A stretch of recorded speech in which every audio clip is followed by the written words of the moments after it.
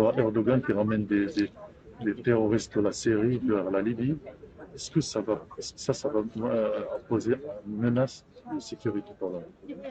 Alors, moi, je ne comprends pas pourquoi l'Europe ne dit rien. Parce que la Libye, lorsqu'Erdogan envoie ses troupes en Libye, et on sait très bien que ces troupes vont après aussi aller vers la Tunisie et d'autres pays, donc obligatoirement, il y aura un clash avec l'Europe. Donc pourquoi l'Europe, encore une fois, attend le dernier moment pour intervenir? Alors, ce n'est pas contre le peuple turc que les Européens doivent intervenir. Parce que le peuple turc est un grand peuple. C'est contre Erdogan, qui est un dictateur et qui amène avec lui, encore une fois, les frères musulmans, qui va financer aussi tout ce qui est au niveau terrorisme en Europe, en Afrique du Nord, et il est là le danger. C'est ce financement occulte qu'il y a par ces mercenaires qu'il envoie et les massacres qu'ils font. Parce qu'on oublie quand même un peu trop vite, la dernière fois, lorsqu'il est rentré en Libye, ce qu'il a fait aux Yézidis.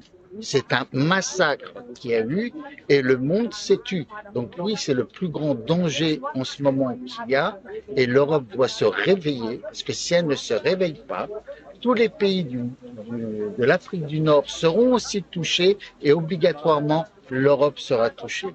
Donc il faut que, pour une fois, l'Europe soit ferme, unie et dise non à Erdogan. Et on voit, en dehors de ça, l'influence qu'il a. On voit qu'il y a eu les élections municipales en France. Il y a eu 3 maires pro-Erdogan qui ont été élus. Pourquoi dans un pays démocratique comme la France, où il y a la laïcité, des gens ont pu être élus démocratiquement? Pour la simple raison, c'est que même s'ils ne sont pas nombreux, les Turcs en France sont à peu près 250 000, mais ils ont une telle organisation et une telle somme d'argent qu'ils arrivent à faire ça. Il est là le danger. Petit à petit, on voit que les organisations turques ont de plus en plus de bureaux à Bruxelles, pas loin d'ici. Ils ont des bureaux en France. On voit ce qui s'est passé lorsqu'un journal français a fait quelque chose, a critiqué Erdogan. Et on a le droit de critiquer Erdogan.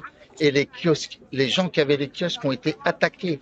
Donc ça veut dire quoi? Ça veut dire qu'il a des sortes de milices qui sont dans des pays occidentaux et les services de renseignement et l'Europe doit s'unir contre ces terroristes et surtout contre Erdogan.